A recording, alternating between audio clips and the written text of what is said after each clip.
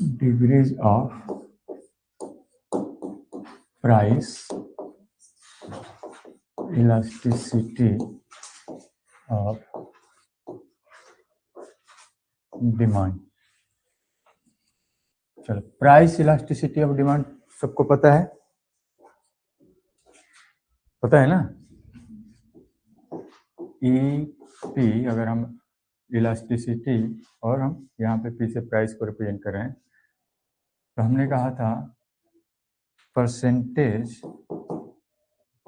Change in quantity demanded due to percentage change in price. Price का effect हम quantity पे देख रहे हैं कि अगर प्राइस चेंज हो रहा है किसी भी गुड्स का, तो उसके वजह से जो उसकी क्वांटिटी है उस पर कितना इम्पैक्ट आ रहा है। लॉ ऑफ डिमांड से ये डिफरेंट है। लॉ ऑफ डिमांड डायरेक्शन बताता है कि प्राइस में चेंज आ रहा है तो उसकी वजह से क्वांटिटी में चेंज आएगा, और इनवर्स रिलेशनशिप होता है प्राइस और क्वांटिटी डिमांडेड में। प्राइस बढ़ेगा तो क्वांटिटी घटेगी, और प्राइस घटेगा तो क्वांटिटी बढ़ेगी। That's it. हम कह रहे हैं कि प्राइस में अगर 2% का चेंज आया तो क्वांटिटी में कितना परसेंट का चेंज आया। ये जो रिलेशनशिप है लॉ ऑफ डिमांड नहीं बताता है, वो केवल क्वालिटेटिव मेजरमेंट है, डायरेक्शनल है। ये क्या है? क्वांटिटेटिव मेजरमेंट है। यहाँ पे हम क्वांटिटी को डिफाइन करते हैं या फिर मेजर करते हैं कि अगर प्राइस में XYZ% का चेंज आया या फिर 5%, 10% का चेंज आया, तो उसके वजह से आपका जो क्वांटिटी है उसमें कितने परसेंटेज का चेंज आया। तो जैसे हमने कल की क्लास में या फिर पीछे की क्लास में कई सारे हमने एग्जाम्पल्स और न्यूमेरिकल डिस्कस किए, तो अगर वैल्यू आती है प्राइस इलास्टिसिटी ऑफ डिमांड की 2, यानी कोफिशिएंट आ गया, ये जनरली आपका निगेटिव में होगा। तो अब ये 2 को आप कैसे एक्सप्लेन करते हो? What does it mean by -2? कैसे इसको इंटरप्रेट करते हैं? कल की पूरी क्लास ही इंटरप्रिटेशन पे थी। अगर कोफिशिएंट 2 आ रहा है तो क्या मतलब है इसका? 1% अगर प्राइस में चेंज आता है तो क्वांटिटी में कितना परसेंट चेंज आएगा? 2%। यही है इसका मतलब। क्योंकि हम क्या देख रहे हैं? प्राइस का इम्पैक्ट क्वांटिटी पे देख रहे हैं, तो इसमें जो भी चेंजेज आएगा उसके वजह से आपका क्वांटिटी में कितना है। तो 2 आने का मतलब है कि अगर 1% से प्राइस इंक्रीज होती है तो 2% से क्वांटिटी क्या होगी? डिक्रीज होगी। और 1% से आपकी प्राइस डिक्रीज होती है तो 2% से क्वांटिटी इंक्रीज होगी। आ रहा है बात समझ में? लॉ ऑफ डिमांड में हम क्या बताते थे कि केवल प्राइस घटेगा तो बढ़ेगा क्वांटिटी, और प्राइस बढ़ेगा तो क्वांटिटी घटेगा। यहाँ पे हमने न्यूमेरिकली इसको एक्सप्लेन किया कि कितना चेंज आएगा, हाउ मच। ठीक है, चेंज का जो मैग्नीट्यूड है, अमाउंट है या क्वांटिटी है, वो हम इलास्टिसिटी से मेजर करते हैं। ठीक है, तो यहाँ पे जब हम प्राइस इलास्टिसिटी की बात करते हैं तो डिमांड पे किसका इम्पैक्ट देख रहे हैं? प्राइस का। कि डिमांड पे प्राइस में अगर चेंज आ रहा है तो उसकी वजह से डिमांड में कितना परसेंटेज चेंज आएगा। तो यहाँ पे ये ध्यान देना, ये हम हमेशा एक परसेंटेज में कन्वर्ट कर रहे हैं या फिर कंपेयर कर रहे हैं कि आपका जो प्राइस है उसमें कितना परसेंट चेंज आया और उसकी वजह से क्वांटिटी में कितना परसेंट चेंज आया। तो इलास्टिसिटी का मतलब समझ गए? अब यहाँ पे हम बात कर रहे हैं degrees of price elasticity of demand. Degrees का मतलब क्या है? तो यहाँ पे डिग्री का मतलब है रिस्पॉन्सिवनेस। क्या है? रिस्पॉन्सिवनेस, या फिर सिंपली ऐसे कह लो रिएक्शन।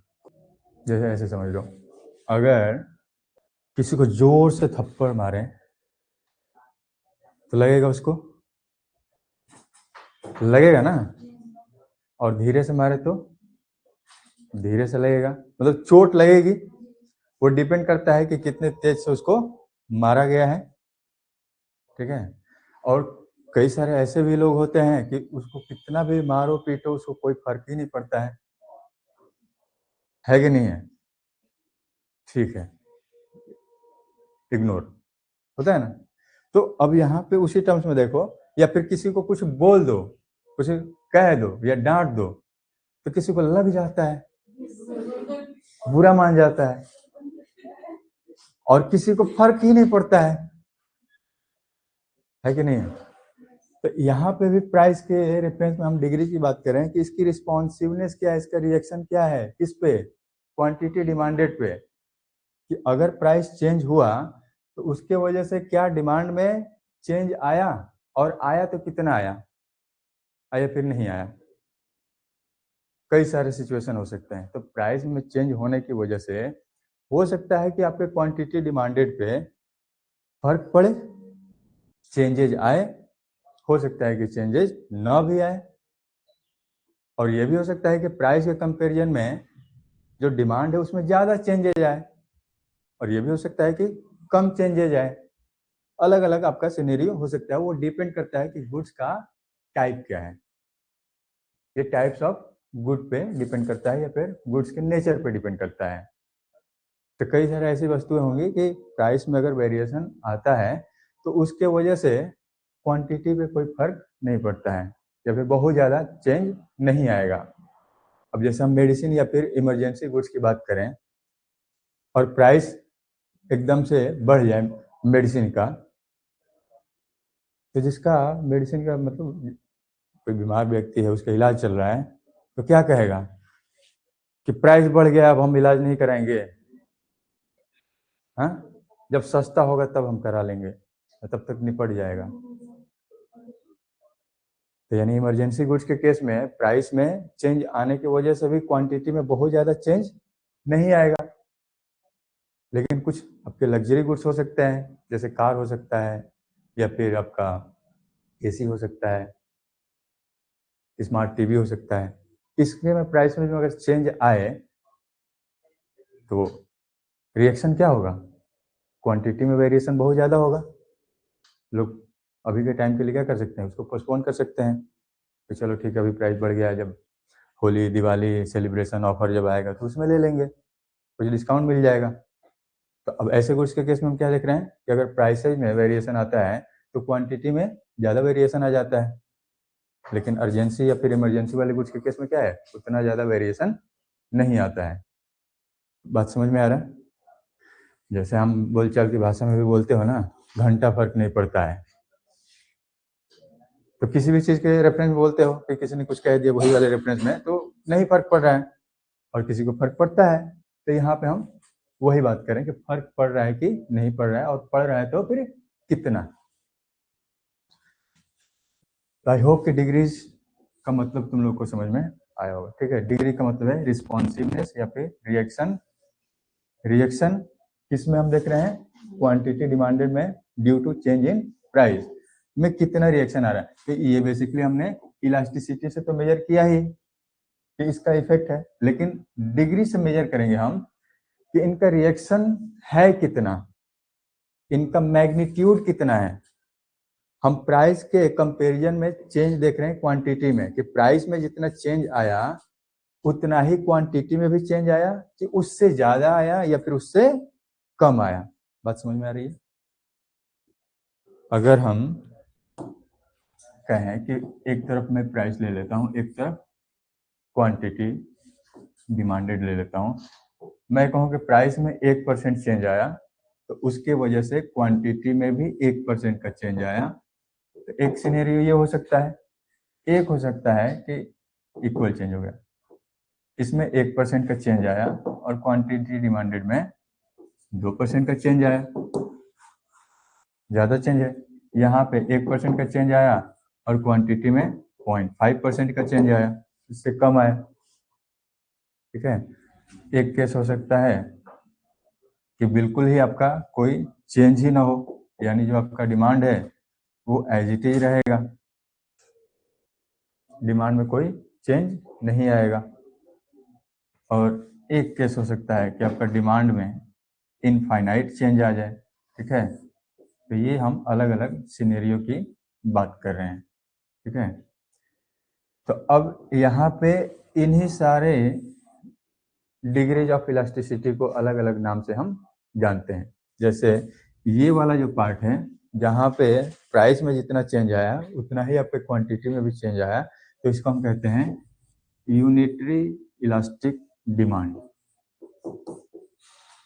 यूनिटरी इलास्टिक डिमांड कब? बताओ। यानी जो चेंज है वो उतना ही है जितना प्राइस में है, क्वांटिटी में जितना चेंज है, मतलब प्राइस में जितना चेंज है उतना ही क्वांटिटी में भी आया है। इसको हम कहते हैं यूनिटरी इलास्टिक डिमांड।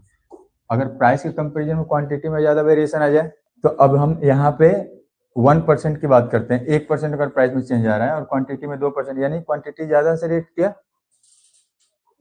इसको ज्यादा फर्क पड़ रहा है, ये दिल पे ले रहा है ज्यादा, ठीक है। तो इसको कहते हैं हाईली इलास्टिक डिमांड। ये बहुत ज्यादा बुरा मान जाता है, ठीक है।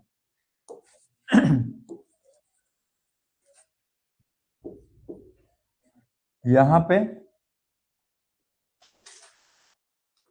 जब प्राइस के कंपैरिजन में क्वांटिटी में उतना ज्यादा परिवर्तन ना हो तो इसको लेस इलास्टिक डिमांड कहते हैं।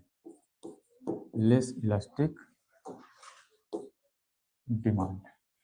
अगर यहाँ पे प्राइस में कुछ भी चेंजेज आता है, तो यहाँ पे मान लो हमने 1% लिया है, क्वांटिटी में किसी भी तरीके का वेरिएशन नहीं है, तो हम इसको कहते हैं परफेक्टली इन इलास्टिक डिमांड। और यहाँ पे देखो ये है इनफाइनाइट का सिंबल। 1% का चेंज आया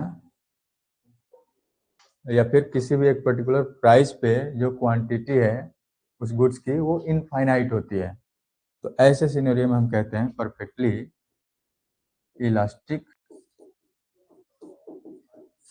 डिमांड।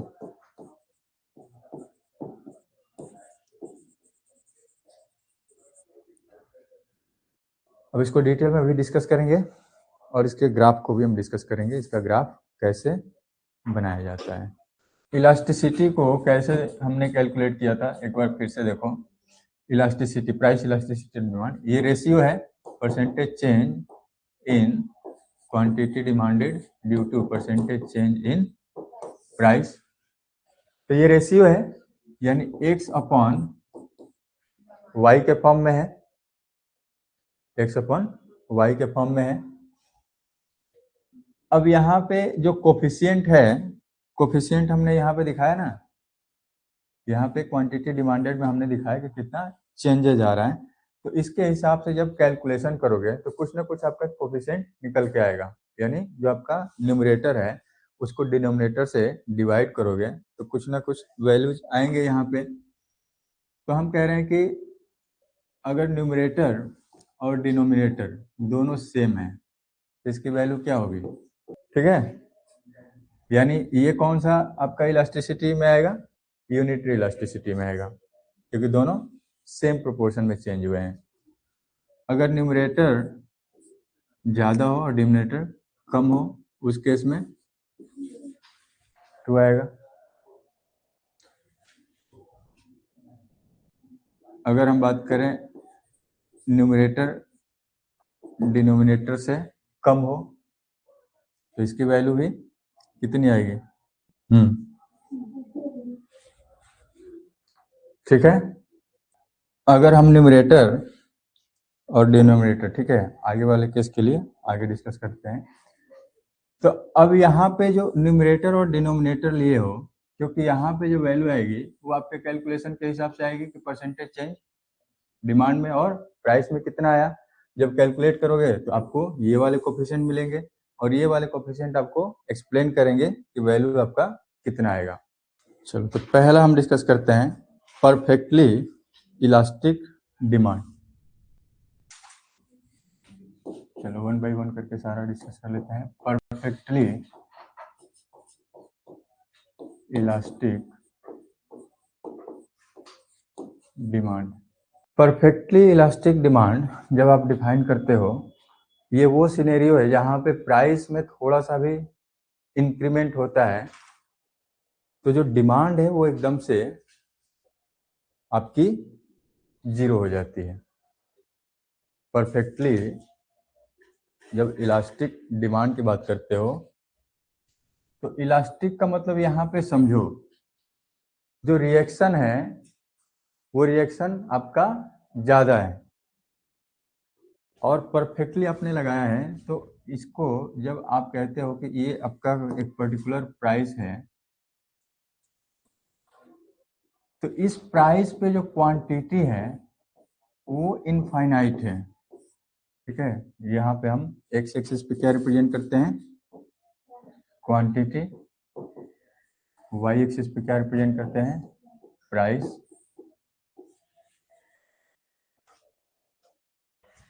इस प्राइस पे इसकी जो क्वांटिटी है वो क्या है, इनफाइनाइट है। आगे की तरफ ऐसे चलते जाओगे, लेकिन प्राइस जैसे ही ये इंक्रीज होता है तो उस केस में हम कहते हैं कि जो डिमांड है वो एकदम से 0 हो जाती है। तो ऐसे सिचुएशन में जो हम इसका जो नेचर है वो परफेक्टली इलास्टिक के रूप में कंसीडर करते हैं। अब कहोगे कि ऐसा कौन सा गुड्स है जिसमें प्राइस थोड़ा सा इंक्रीज होता है तो एकदम से आपका जो डिमांड है वो 0 हो जाता है। ऐसा कोई गुड्स है क्या तुम लोग के नॉलेज में, कोई ऐसा गुड्स जहाँ पे आप ये बताओ कि प्राइस थोड़ा सा भी इंक्रीज होता है तो उसके वजह से जो डिमांड है वो एकदम से 0 होगी, कोई है ऐसा गुड्स? ये है एक इमेजिनरी सिचुएशन। ये जो कॉन्सेप्ट है ये आपका एक काल्पनिक है। रियल लाइफ में ऐसा कोई गुड्स एग्जिस्ट नहीं करता है जहाँ पे प्राइस में चेंज आने की वजह से आपका डिमांड एकदम से 0 हो जाए।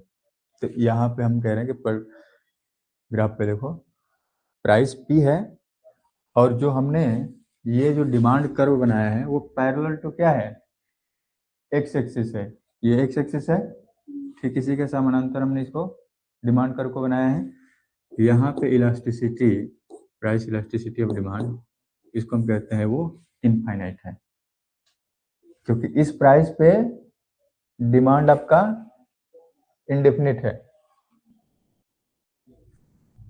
Q1, Q2, Q3 ऐसे आपका, लेकिन प्राइस जैसे ही चेंज होता है तो हम कह रहे हैं कि डिमांड आपका क्या हो गया, 0। तो इस सिचुएशन को हम क्या कहेंगे, परफेक्टली इलास्टिक डिमांड। और ये सिचुएशन कौन सा है, इमेजिनरी सिचुएशन है। ठीक है, चलो अब दूसरे वाले पार्ट पे आ जाओ। दूसरा वाला पार्ट है आपका परफेक्टली इन इलास्टिक डिमांड। इसका जो ग्राफ बनता है, यहाँ पे ध्यान देना, ये जो कोफिशिएंट है परफेक्टली इलास्टिक डिमांड के केस में वो क्या है, इलास्टिसिटी इज इक्वल टू ये इनफाइनाइट है।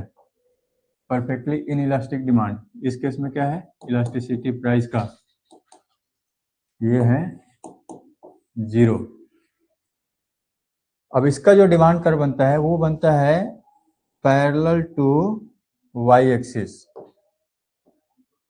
ठीक है, कहाँ पे है, parallel to Y axis. Origin है, एक्स एक्सिस है, यहाँ पे क्वांटिटी आप रिप्रेजेंट करोगे और यहाँ पे इस गुड्स की प्राइस होगी। Elasticity price is equal to 0। क्या मतलब है इसका, कैसे डिफाइन करोगे इसको? प्राइस में चेंज होने की वजह से जो आपकी क्वांटिटी है उस पर कोई चेंज नहीं आ रहा है।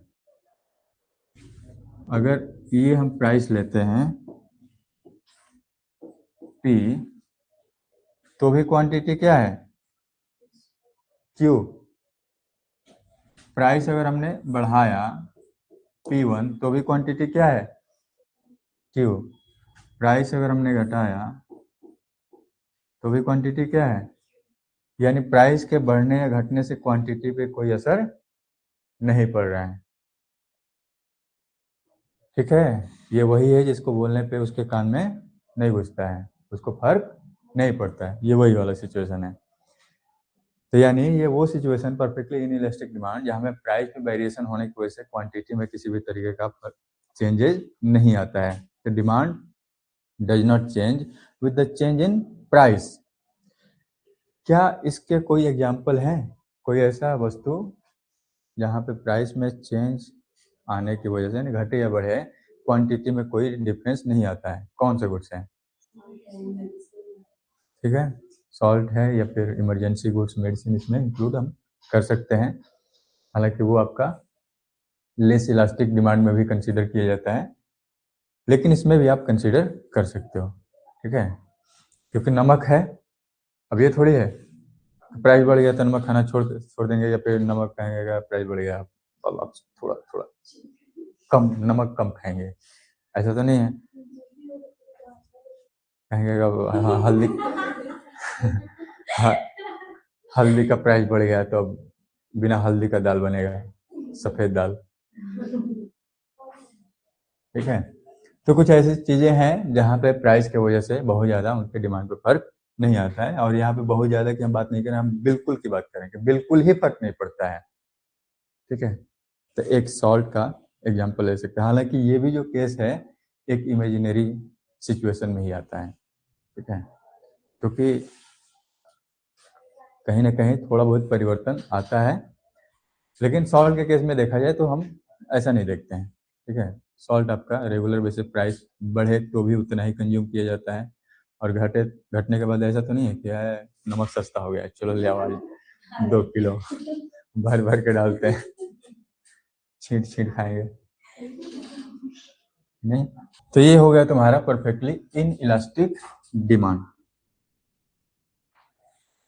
ग्राफ प्रैक्टिस करते रहना, जो भी आपके एक्सिस हैं उनको डिफाइन करना, कहाँ पे कौन सा आपका नोमेनक्लेचर है, एक्स एक्सिस वाई एक्सिस, और एक्स एक्सिस पे क्या रिप्रेजेंट कर रहे हो और वाई पे क्या रिप्रेजेंट कर रहे हो, ये सारी चीजें सही से पुट होनी चाहिए आपके ग्राफ में।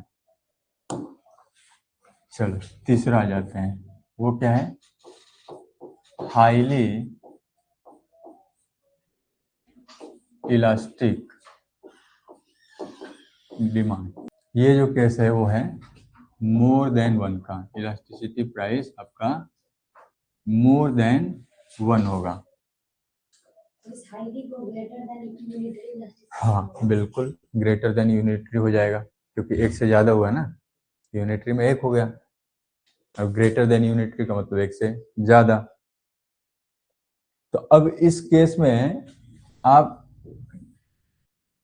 जो मीनिंग है या एक्सप्लेनेशन है कैसे देते हो? हाईली इलास्टिक डिमांड कैसे आप एक्सप्लेन करोगे? चलो हाईली में हमने बताया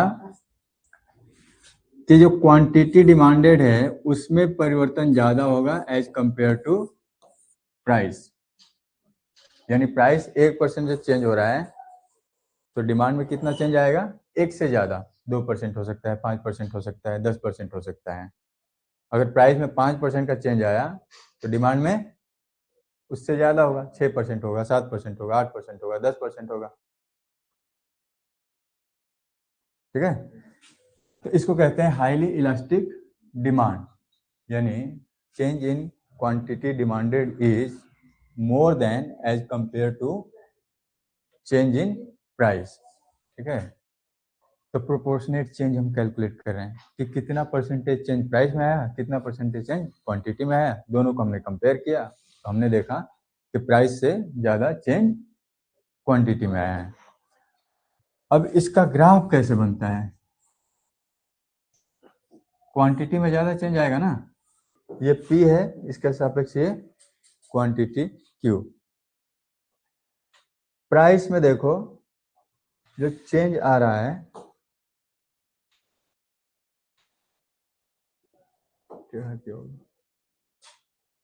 वो ये P1, और क्वांटिटी में चेंज देखो Q1। दिख रहा है? ये आपकी क्वांटिटी ओरिजिनल और ये आपकी क्वांटिटी चेंज होने के बाद।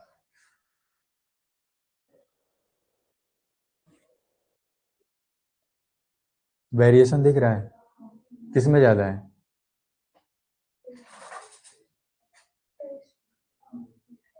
प्राइस का डिस्टेंस देखो और क्वांटिटी का डिस्टेंस देखो, कौन ज्यादा है?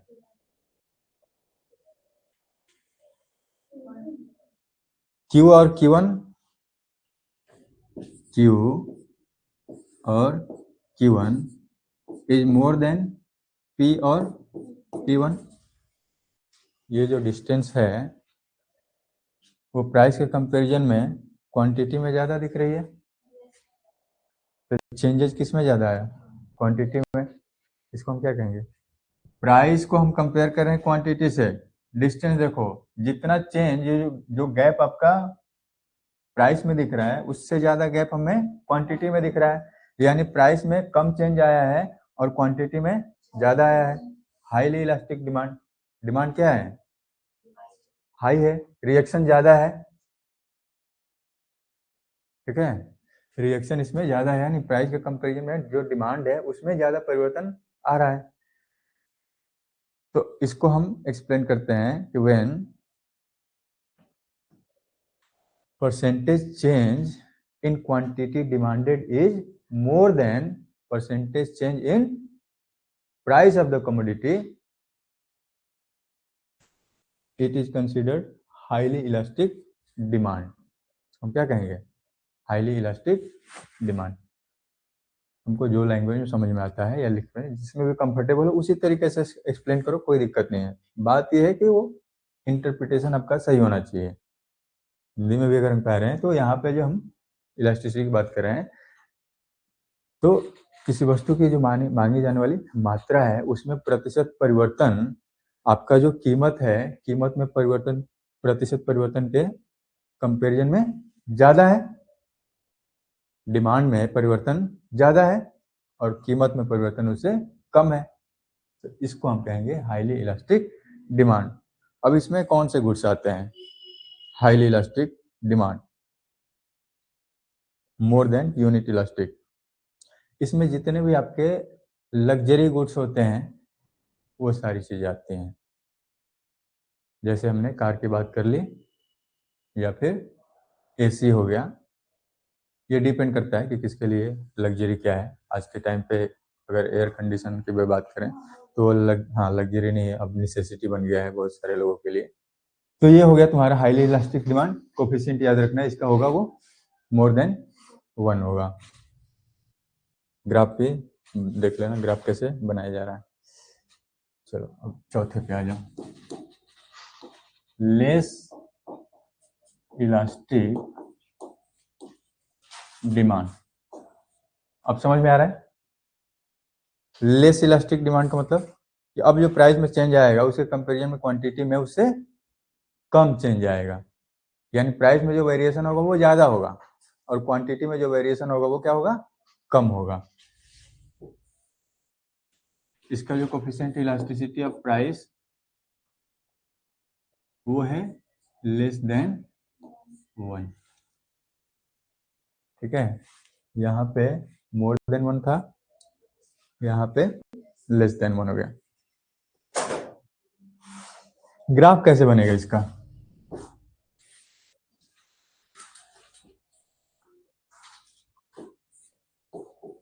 ये हो गया प्राइस और इसके सापेक्ष ये हो गई इसकी क्वांटिटी। प्राइस को चेंज करते हैं, प्राइस को हम इंक्रीज करते हैं, ठीक है। देखो जब मैं चेंज की बात कर रहा हूं ना, तो चेंज का मतलब दोनों इंक्रीज और डिक्रीज। प्राइस को मैंने बढ़ाया P1,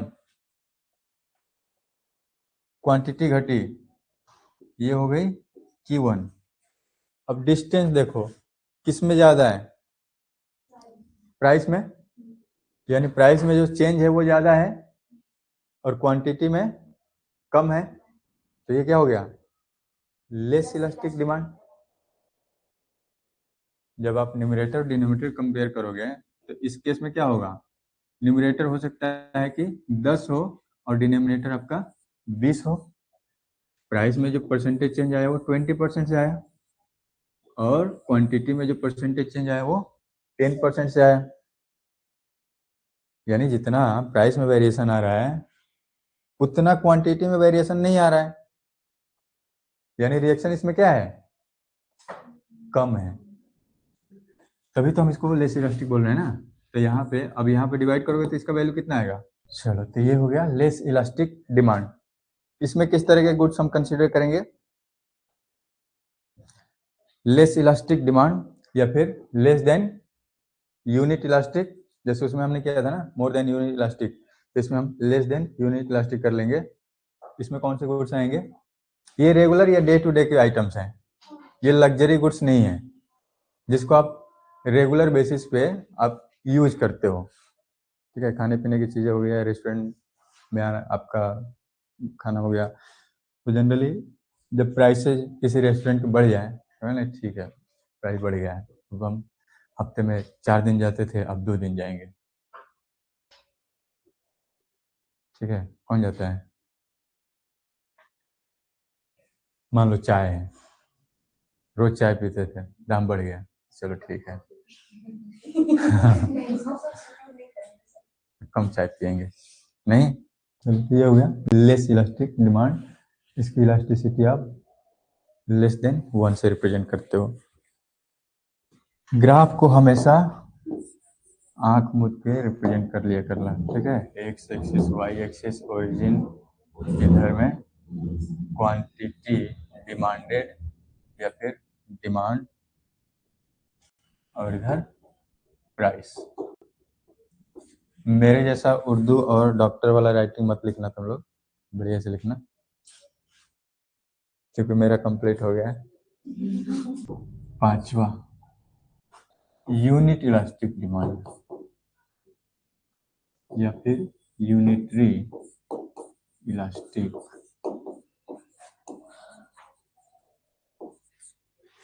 डिमांड।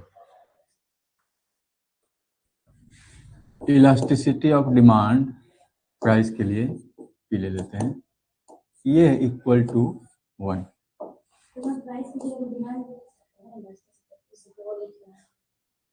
हाँ, पी इसलिए लिख रहे हैं ना क्योंकि आपकी इलास्टिसिटी अलग अलग है ना, प्राइस इलास्टिसिटी डिमांड है, इनकम इलास्टिसिटी ऑफ डिमांड है, क्रॉस इलास्टिसिटी ऑफ डिमांड है, वाई से इनकम को रिप्रेजेंट करें, तो इसलिए पी लिख दिया कि रेफरेंसिंग हमें मिल जाए कि किसके लिए हमने इसको रखा है। तो इस केस में क्या होगा, जितना चेंज आपका प्राइस में आएगा उतना ही चेंज आपके क्वांटिटी में भी आएगा, यानी न्यूमरेटर और डिनोमिनेटर क्या होंगे, सेम होंगे। प्राइस अगर 20% से चेंज हुआ तो क्वांटिटी भी 20% से चेंज होगी। प्राइस अगर 15% से चेंज हुआ तो क्वांटिटी भी 15% से ही चेंज होगी। सेम प्रोपोर्शन में दोनों में चेंजेस आ रहे हैं, तो वैल्यू क्या आएगी 1। इसलिए हमने कहा ये क्या हो गया, यूनिटरी इलास्टिक डिमांड हो गया। तो अगर प्राइस 20% से बढ़ रहा है तो क्वांटिटी में क्या चेंज आएगा, 20% से वो घटेगा। ये ध्यान रखना, दोनों ही सिचुएशन में हम सारी चीजों को डिस्कस किए हैं। जैसे यहाँ पे हमने प्राइस बढ़ाया है तो क्वांटिटी क्या हुआ है, घटा है, लेकिन जितना प्राइस में चेंज आया उतना, अगर मैं इसको घटा लूं प्राइस में, मैं P2 ले लेता हूं यहाँ पे, तो प्राइस हमने घटाया तो यहाँ पे अब Q2 आ जाएगा, तो P और P2 का जो डिस्टेंस है वो Q और Q2 का डिस्टेंस कंपेयर करो, किसका ज्यादा है, प्राइस वाले में। ठीक है, तो दोनों ही चीजें इसमें, दोनों ही डायरेक्शन में हम वर्क करते हैं। चलो तो अब यहाँ पे अगर हम 20% चेंज की बात करें तो चेंज का रिफ्लेक्शन दोनों टर्म में है। ठीक है, अगर 20% से प्राइस बढ़ेगा तो 20% से क्वांटिटी घटेगी, और 20% से अगर प्राइस घटेगा तो 20% क्वांटिटी बढ़ेगी। सेम प्रोपोर्शन में चेंजेस आएंगे, तो इसको हम यूनिटरी इलास्टिक डिमांड कहेंगे। तो ये हो गया elasticity of price is equal to 1। अब ये ग्राफ पे कैसे रिप्रेजेंट करते हो, इसके लिए आप एक तो आप रेक्टेंगुलर हाइपरबोला बनाते हो। ठीक है, ये जो कर्व आप बनाए हो इसको रेक्टेंगुलर हाइपरबोला कहा जाता है, यानी किसी भी पर्टिकुलर पॉइंट पे अगर हम एरिया अंडर कर्व निकालें तो वो सेम होता है। जैसे अगर हम पॉइंट ए यहाँ पे ले लेते हैं तो यहाँ पे जो एरिया निकालेंगे वो एरिया आपका उतना ही होगा जो पॉइंट बी पे हम एरिया निकालेंगे, ठीक है।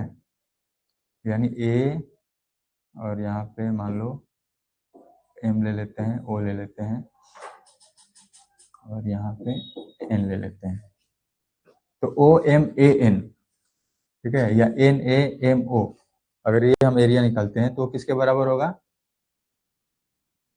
यहाँ पे पी ले लो, ओ पी बी, इसको पी ले लो, ओ पी बी क्यू, यानी इसका जो डिस्टेंस होगा वो उतना ही होगा जो इस वाले का डिस्टेंस होगा। आगे बात सुनिए। तो area under curve at any point कहाँ पे? रेक्टेंगुलर हाइपरबोला पे। ये जो कर्व है ना इसको हम कहते हैं रेक्टेंगुलर हाइपरबोला, ठीक है। इसको दूसरे तरीके से भी हम रिप्रेजेंट कर सकते हैं। एक तो ये तरीका हो गया रेक्टेंगुलर हाइपरबोला बना के एक्स एक्सिस ओरिजिन और वाई एक्सिस, जो हम स्ट्रेट लाइन कर्व बना रहे थे ना वो कुछ इस तरीके से बनाओ कि जो चेंज है दोनों में बराबर रिफ्लेक्ट हो। इसमें ज़्यादा हो रहा है।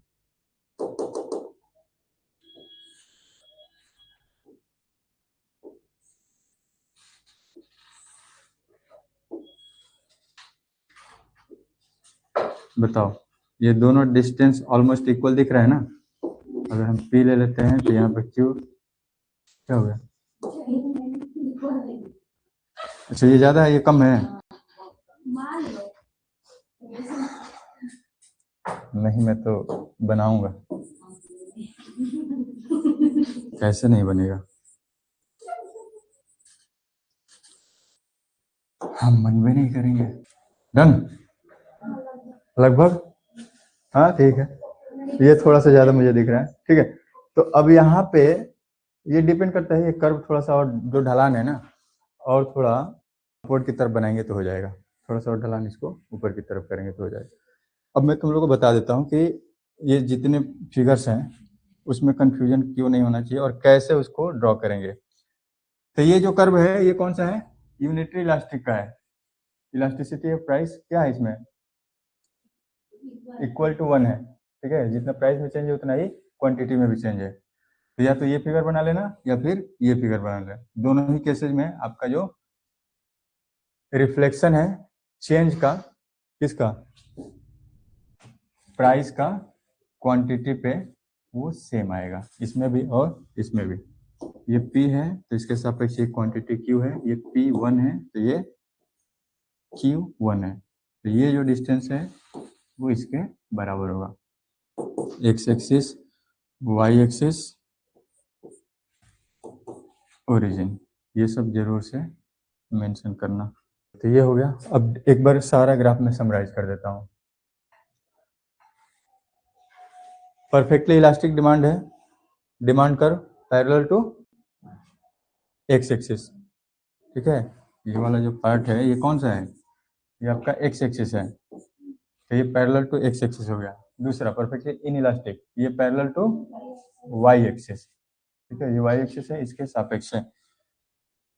हाईली इलास्टिक डिमांड, ये जो कर्व है ये फ्लैटर है, ये जो इंक्लिनेशन है इसका वो एक्स एक्सिस की तरफ ज्यादा है और वाई एक्सिस की तरफ कम है।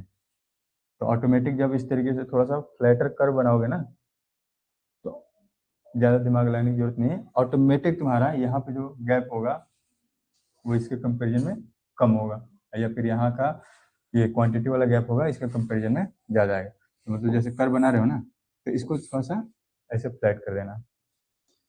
इसके बाद देखो ये कर्व मैंने स्टिपर बनाया है, ये इसका जो अलाइनमेंट है वो किसके तरफ है?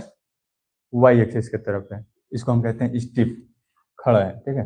तो इस तरीके से यहाँ पे जब कोई भी कर्व स्टिपर ऐसे बना दोगे ना तो ऑटोमेटिक जो प्राइस का इम्पैक्ट है वो क्वांटिटी पे तुमको कम दिखेगा। दिख रहा है ना ये। तो जितना इसको स्टिपर बनाओगे उससे जो रिफ्लेक्शन आएगा वो क्वांटिटी पे कम आएगा, और फ्लैटर बनाए हुए तो क्वांटिटी पे ज़्यादा आएगा। तो ये ट्रिक मैंने तुम लोग को बता दिया, अगर बनाना होगा एग्जाम में तो इससे पता चल जाएगा, या फिर ग्राफ देख के आइडेंटिफाई करना हो कि कौन सा इलास्टिसिटी ऑफ डिमांड है, तो भी तुमको उससे उसका ढलान है जो स्लोप है उसे पता चल जाएगा।